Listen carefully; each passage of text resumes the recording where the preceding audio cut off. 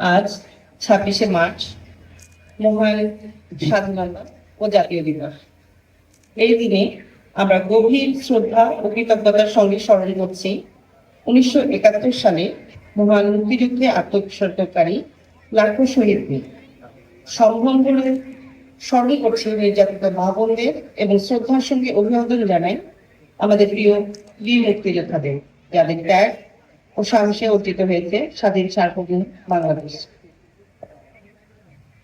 1952 সালের ভাষা আন্দোলন থেকে 1970 সালের নির্বাচন পর্যন্ত সুদীর্ঘ সংগ্রাম, বৈষম্য, শোষণ ও বঞ্চনার ইতিহাস পেরিয়ে 1971 সালে আমরা অর্জন করেছি স্বাধীনতা।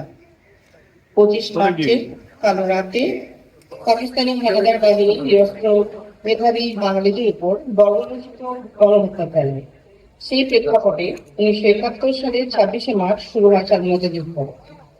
দীর্ঘ 9 মাসের রক্তক্ষয়ী যুদ্ধের মাধ্যমে অর্জিত হয় আমাদের কাঙ্ক্ষিত স্বাধীনতা। স্বাধীনতা আমাদের দিয়েছে মর্যাদা, কিন্তু সেই মর্যাদা ধরে রাখতে হলে প্রয়োজন সততা, মানবিকতা, পরিশ্রম এবং দেশপ্রেম। এই মুঘল যুদ্ধে দেশের প্রতিটি অঞ্চলের মতো পার্বত্য চট্টগ্রামের সাহসী জনগণ মুক্তিযুদ্ধে অংশগ্রহণ করেছে।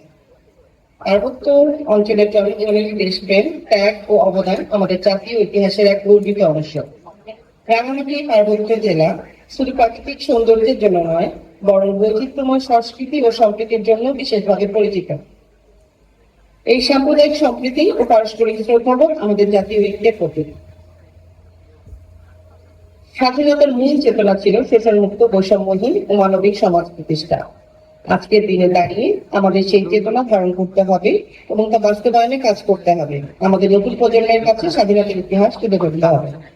তারা যেন জানে এই স্বাধীনতা কোনো সহজ অর্জন নয়, এটি এসেছে ত্যাগ, রক্ত ও সংগ্রামের বিনিময়ে।